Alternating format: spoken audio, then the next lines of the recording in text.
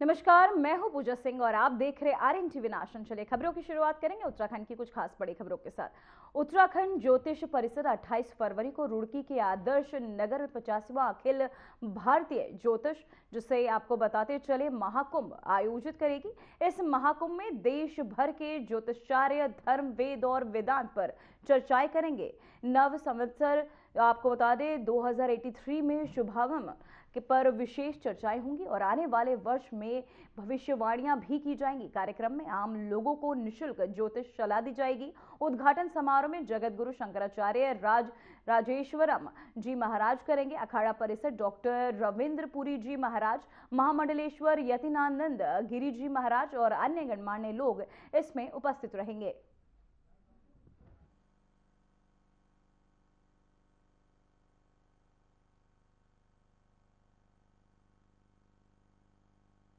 और वेद वेदांत सम्मेलन 28 फरवरी 2026 शनिवार को रुड़की नगर में माही पैलेस आदर्श नगर रुड़की में आयोजित किया जा रहा है। प्रातः 10 बजे से शाम 4 बजे तक ये कार्यक्रम आयोजित किया जाएगा। इस कार्यक्रम में जगत गुरु शंकराचार्य जी और अखाड़ा परिषद के अध्यक्ष परम पूज्य रविंद्रपुरी जी महाराज, स्वामी महामंडलेश्वर यतीन्द्रानंद गिरी जी महाराज और देश के मूर्धन्य ज्योतिष विद्वान जिनको आप टीवी पर देखते हैं, और देश के दिल्ली से, गुजरात से, मध्य प्रदेश से, हिमाचल प्रदेश से, सभी क्षेत्रों से और विदेश से भी ज्योतिषी पहुंच रहे हैं। सनातन महाकुंभ का उद्देश्य है कि हमारी जो हिंदू और सनातन परंपरा है वो वेद में है, वो पुराणों में है, वो ज्योतिष ग्रंथों में है। हमारी युवा पीढ़ी को सनातन के सभी तत्वों का ज्ञान होना चाहिए। इसीलिए हमने सभी ज्योतिष और धर्म के जानकारों को बुलाया है और सनातन की जो परंपरा है, जो वेद की परंपरा है, जो पुराणों की परंपरा है, उससे हमारा युवा, जैसे गीता का भाष्य उसी के, गीता में क्या लिखा हुआ है, पुराण कितने हैं, पुराणों में क्या क्या लिखा हुआ है, वेद वेदांत में क्या है, चारों वेदों का क्या सार है और ज्योतिष का विज्ञान क्या है, तो उसीलिए हम इस पर चर्चा करेंगे। और हमारा ये प्रयास पिछले 35 वर्षों से बिल्कुल जारी है और सभी लोगों को हम निःशुल्क बुलाते हैं, कोई शुल्क किसी से नहीं लेते। कोई भी आकर के अपनी समस्या बता सकता है, पूछ सकता है। तो उसका ये रीजन है कि जो सनातन परंपरा क्या है, तो युवा पीढ़ी उसको सीखे, अपने भविष्य को उज्जवल करे। देश की राजनीतिक और विदेश की राजनीतिक आर्थिक स्थिति पर ज्योतिषीय गणना भी होगी कि जो हमारा नया साल 19 मार्च 2026 से प्रारंभ हो रहा है, इंद्र नव संवत्सर, वो देश दुनिया के लिए ज्योतिष के अनुसार कैसा रहेगा। तो 28 फरवरी 2026 शनिवार के दिन माई पैलेस रुड़की में इस पर भी चर्चा की जाएगी। 150 से अधिक ज्योतिषियों के आने की संभावना है, जिसकी हमने पूरी व्यवस्था कर दी है। और विशेषकर मैं मीडिया को बहुत बहुत धन्यवाद देता हूं, रुड़की की मीडिया को, कि आपका सपोर्ट धर्म, अध्यात्म और राजनीतिक सभी क्षेत्रों में रहता है, तो आपका भी हमें सहयोग मिलेगा और मिलता है, ऐसी मेरी कामना है।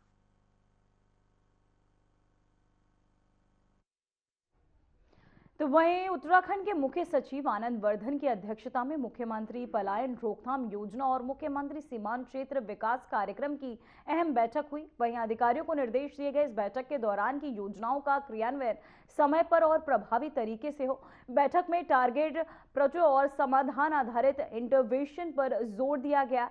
MPRY में 12 जनपदों के 90 और MBADP में 5 सीमांत जनपदों के 155 प्रस्तावित योजनाओं के माध्यम से गांव में रोजगार और सतत आजीविका के अवसर बढ़ाए जाएंगे। इन परियोजनाओं से पलायन रोका जाएगा और रिजर्व माइग्रेशन और को प्रोत्साहन भी इस दौरान इस योजना के तहत मिलेगा।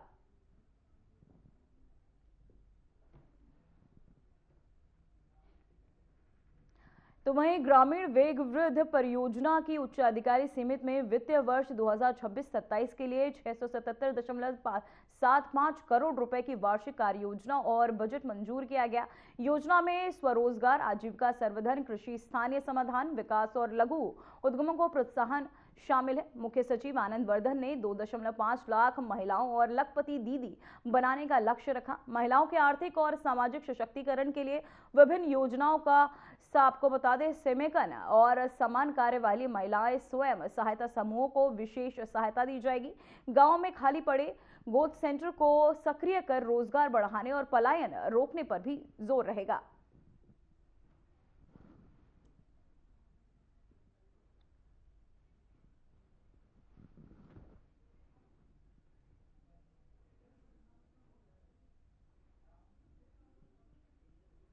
तो वहीं हरिद्वार में जोमेटो के गिग वर्कर्स ने कंपनी के खिलाफ मोर्चा खोल दिया है।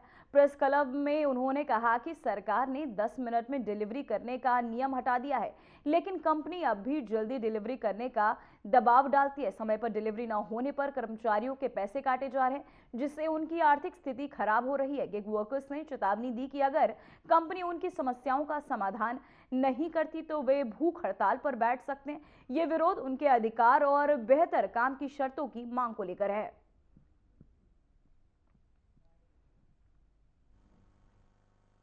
पिछले 5 से या 6 साल से जोमेटो में काम कर रहा हूँ। सरकार की गाइडलाइन है कि 10 मिनट की डिलीवरी बंद हो चुकी है, पर जोमेटो कंपनी के अधिकारी ने जो इसको किया है, एक टाइमिंग बांध दी गई है। अगर 10 किलोमीटर का ऑर्डर बज रहा है हमारे पास, तो उसमें दिखाया जाता है 23 मिनट। अगर किसी वजह से रास्ते में जाम है, रेलवे फाटक बंद है, कोई भी स्थिति होती है और वहां हो जाता है लेट 7 से 8 मिनट, तो उस कंपनी उसको दिखा रही है लेट डिलीवरी। उसमें हमारे नंबर काटे जा रहे हैं 10 पॉइंट कम से कम, जिससे हमारा मेडल नीचे गिर जाता है। फिर हमें ड्यूटी नहीं मिलती 2 से 3 घंटे, और कस्टमर ने कह दिया मुझे ऑर्डर नहीं चाहिए, कैंसिल कर दो। वो मैसेज भी कर रहा है कंपनी में कि सर मेरा ऑर्डर कैंसिल कर दो। सारे स्टेप फॉलो करने के बाद ही कंपनी उसे कैंसिल ना करके डिलीवर कर देती है, और उस डिलीवरी का जो पैसा है कैश का, वो हमारे अकाउंट से काटा जा रहा है। हर तरह से हमारा शोषण हो रहा है। और शोषण कौन कर रहे हैं? जोमेटो कंपनी के अधिकारी, जिसमें एक तो गौरव सक्सेना है और हमारी टीम लीडर अंकिता यादव।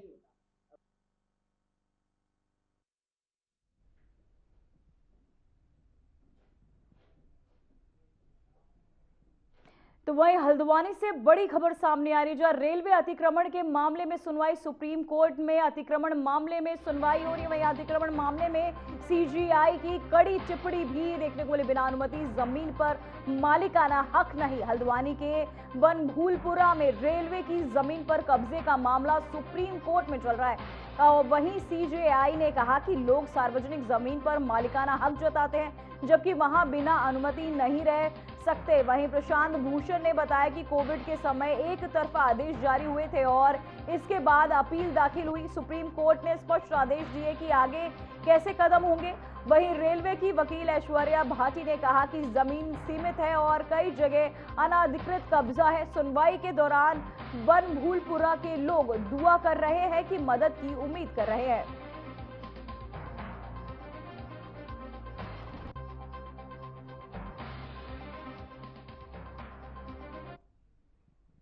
तो वहीं लोक भवन में 27 फरवरी से 1 मार्च तक आयोजित वसंतोत्सव के लिए एसएसपी देहरादून के निर्देश पर पुलिस अधीक्षक नगर और यातायात ने स्थलीय निरीक्षण कर यातायात और पार्किंग व्यवस्था का जायजा लिया।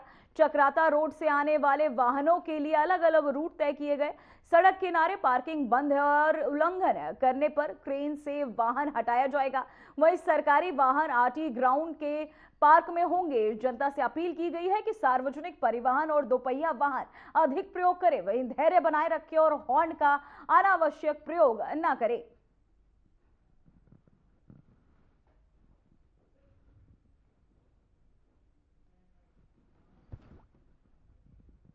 तो वहीं राष्ट्रीय स्वयंसेवक संघ के सर आपको बताते चले मोहन भागवत ने उत्तराखंड प्रवास के द्वितीय दिन देहरादून में नींबूवाला स्थित हिमालयन सांस्कृतिक केंद्र गढ़ी कैंट में पूर्व सैनिकों और सेना अधिकारियों के साथ प्रमुख जन गोष्ठी एवं विविध क्षेत्र समन्वय संवाद कार्यक्रम आयोजित हुआ। कार्यक्रम का उद्घाटन पूर्व major general Gulab Singh Rawat, colonel Ajay Kothiyal और कर्नल मयंक चौबे ने डॉक्टर भागवत का शॉल और पारंपरिक टोपी पहनाकर सम्मान पूर्वक स्वागत किया। इसके बाद ही सड़कों पर आपको बताते सैकड़ों पूर्व सैनिक और कप्तान हवलदार रैंक में अपने सैन्य परिधानों के साथ इस दौरान उपस्थित रहे।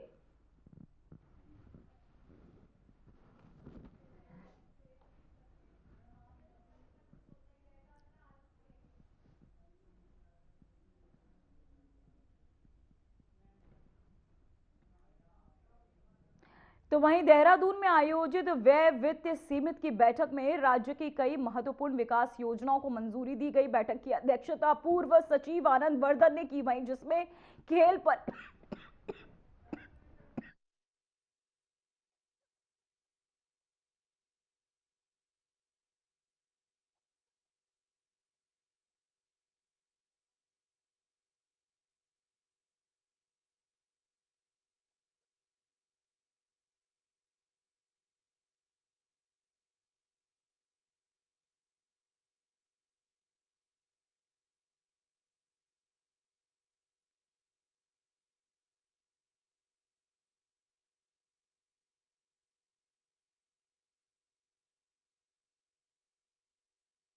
आपको बताते चले, देहरादून में आयोजित व्यय वित्त सीमित की बैठक में राज्य की कई महत्वपूर्ण विकास योजनाओं को मंजूरी दे दी गई। बैठक की अध्यक्षता मुख्य सचिव आनंद वर्धन ने की, जिसमें खेल, पर्यटन और आधारभूत ढांचा परियोजनाओं पर अहम निर्णय भी लिए गए।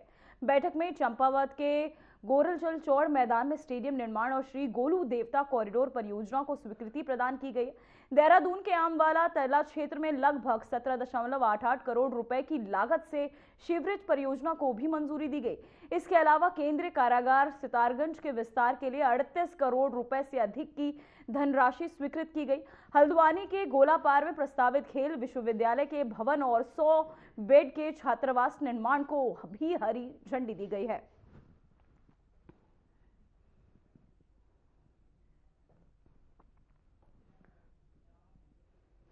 तो वहीं जिला प्रशासन का जनदर्शन अब जनता के लिए भरोसे और सुरक्षा का मंच बन गया।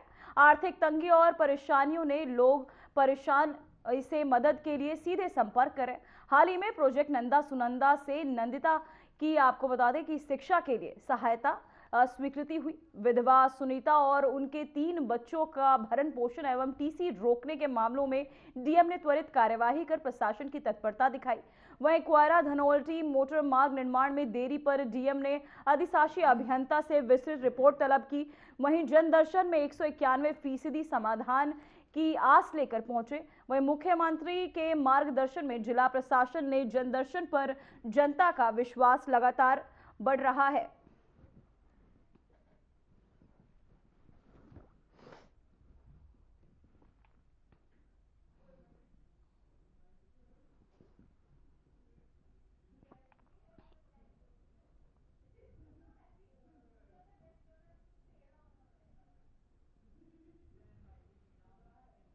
तो वहीं चिकित्सा स्वास्थ्य और चिकित्सा शिक्षा सचिव आयुक्त खाद्य सुरक्षा एवं औषधि प्रशासन विभाग सचिव कुर्वे की अध्यक्षता में आज राज्य सचिवालय में विभागीय अधिकारियों के साथ महत्वपूर्ण बैठक आयोजित की गई।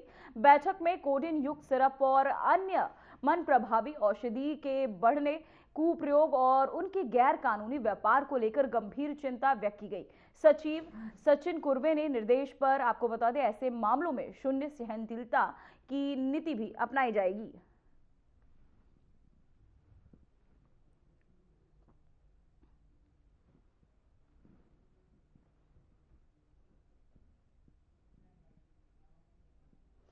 तो वहीं सोनप्रयाग से सूचना मिली है कि मनक कुटिया से करीब 1.5 किमी आगे जंगल क्षेत्र में एक व्यक्ति रास्ता भटक गया। सूचना पर एसडीआरएफ टीम सोनप्रयाग पर उप निरीक्षक संतोष परिहार के नेतृत्व में तुरंत मौके के लिए रवाना हुई। वहीं रात्रि के अंधेरे और घने जंगल की कठिन परिस्थितियों के बावजूद टीम ने सघन सर्च अभियान चलाया और लगभग 2 किमी अंदर जंगल से व्यक्ति को सकुशल बरामद कर लिया। पूछताछ में पता चला कि वह गूगल मैप के कारण गलत रास्ते पर चला गया था। एसडीआरएफ ने उससे सुरक्षित बाहर निकालकर आगे की कार्रवाई हेतु स्थानीय पुलिस में के सुपुर्द कर दिया।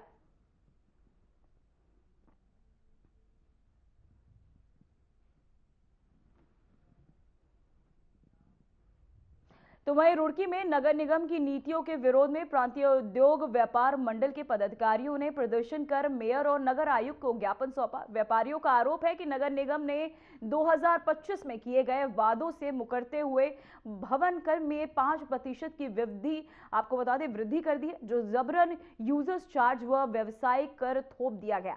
वहीं व्यापारियों ने चेतावनी दी है कि यदि बढ़ा हुआ हाउस टैक्स वापस नहीं लिया गया तो अतिक्रमण के नाम पर उत्पीड़न बंद नहीं हुआ तो 7 दिन बाद उग्र आंदोलन भी किया जाएगा। साथ ही वेडिंग जोन और पार्किंग व्यवस्था सुधारने की मांग भी उठाई गई।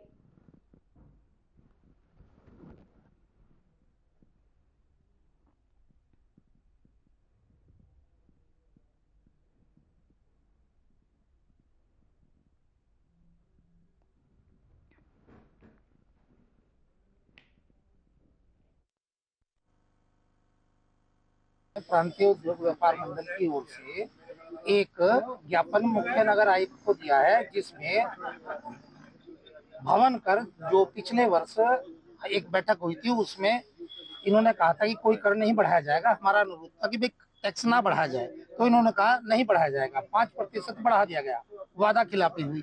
फिर उसके बाद यूजर चार्ज लगा दिया गया। अब व्यावसायिक कर की बात कर रहे हैं, तो हम ये चाहते हैं कि भवन कर जो था वही रहे और यूजर चार्ज और व्यावसायिक कर को खत्म किया जाए। इन्होंने कहा कार्रवाई करेंगे, 7 दिन का हमने नोटिस दे दिया, अगर नहीं करेंगे तो हम आंदोलन करेंगे।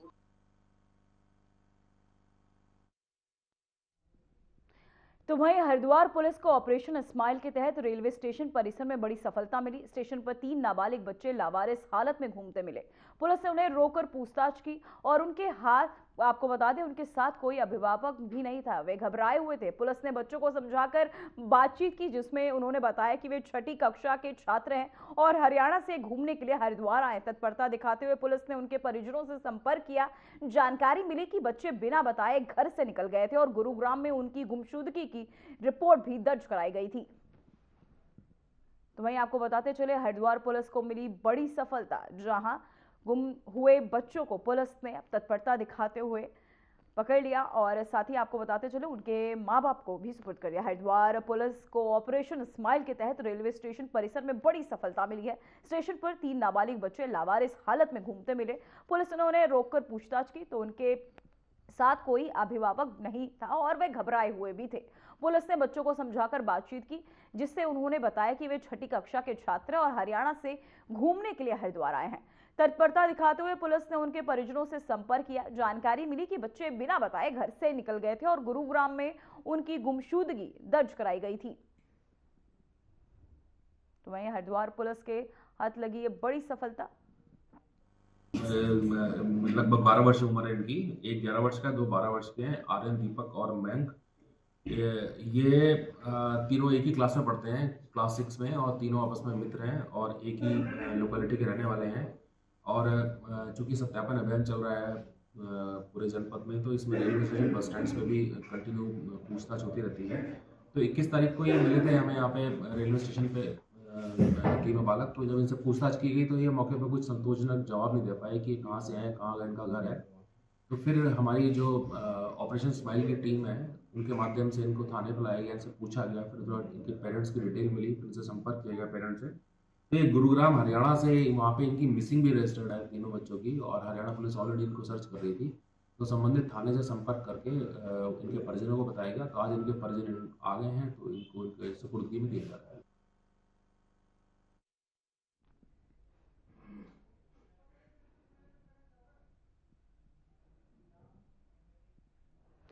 तो वहीं देहरादून में लाल तप्पड़ चौकी के पास वाहन चेकिंग के दौरान बड़ा हादसा हो गया। तेज रफ्तार BMW कार ने बैरियर पर तैनात पुलिसकर्मियों को टक्कर मार दी है, जिसमें से एक उपनिरीक्षक गंभीर रूप से घायल हो गया।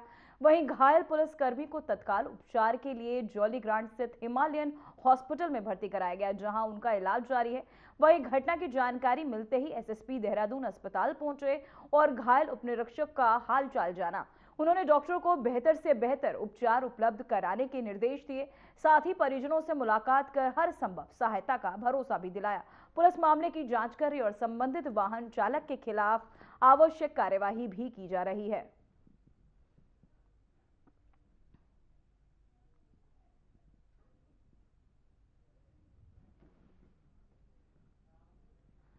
तो वहीं चंपावत जिले के पादल क्षेत्र में एक वाहन दुर्घटनाग्रस्त होकर लगभग 100 मीटर गहरी खाई में गिर गया। सूचना मिलते ही SDRF की पोस्ट चंपावत और पोस्ट टनकपुर की टीमें घटनास्थल पर पहुंची। उप निरीक्षक बहादुर सिंह बजेठा और उप निरीक्षक नरेंद्र राणा के नेतृत्व में एसडीआरएफ टीमों ने संयुक्त रूप से खाई में उतरकर रेस्क्यू अभियान चलाया। कड़ी मशक्कत के बाद युवक तक पहुंचकर उसे सावधानीपूर्वक बाहर निकाला गया। तो वहीं आपको बताते चले, हादसे में वाहन खाई में गिरा, जहां लगातार एसडीआरएफ की टीमों ने तत्परता दिखाते हुए रेस्क्यू किया। चंपावत जिले के पोतल क्षेत्र में एक वाहन दुर्घटनाग्रस्त होकर लगभग 100 मीटर गहरी खाई में गिर गया। सूचना मिलते ही एसडीआरएफ की पोस्ट चंपावत और पोस्ट टनकपुर की टीमें घटनास्थल पर पहुंची। उप निरीक्षक बहादुर सिंह बजेठा और उप निरीक्षक नरेंद्र राणा के नेतृत्व में एसडीआरएफ टीमों ने संयुक्त रूप से खाई में उतरकर रेस्क्यू अभियान चलाया। कड़ी मशक्कत के बाद युवक तक पहुंचकर उसे सावधानीपूर्वक बाहर निकाला गया। वहीं हादसे में वाहन खाई में गिरा। एसडीआरएफ ने रेस्क्यू अभियान चलाया, साथ ही युवक को खाई से निकाला गया।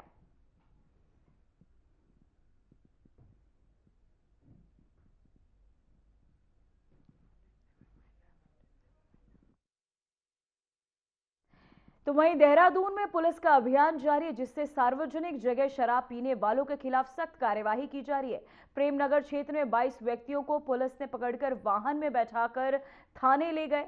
पुलिस ने शराबबंदी एक्ट के तहत सभी पर चालान किया और 5,500 रुपए का जुर्माना भी वसूला। चेकिंग प्रेमनगर बाजार, नंदा की चौकी, सुधोवाला समेत कई अन्य इलाकों में भी की गई। पुलिस ने चेतावनी दी है कि भविष्य में यदि कोई फिर से सार्वजनिक जगह शराब पीते पकड़ा गया तो सख्त से सख्त कार्यवाही की जाएगी। तो वहीं आपको बता दें, दून में शराबबंदी, जहां पुलिस का ये सख्त चेकिंग अभियान चलाया गया। तो वहीं देहरादून के चंद्रलोक कॉलोनी में स्कूटी सवार एक युवक ने महिला प्रिया सिंह का मोबाइल छीन लिया और सालावाला की ओर भागा। सूचना पर एसएसपी देहरादून के निर्देश में डालनवाला पुलिस ने तुरंत कार्यवाही करते हुए आसपास के सीसीटीवी कैमरों की मदद से सघन चेकिंग अभियान चलाया। अभियुक्त अमन गोस्वामी को नया गांव रोड से मात्र आधे घंटे में गिरफ्तार कर लिया गया।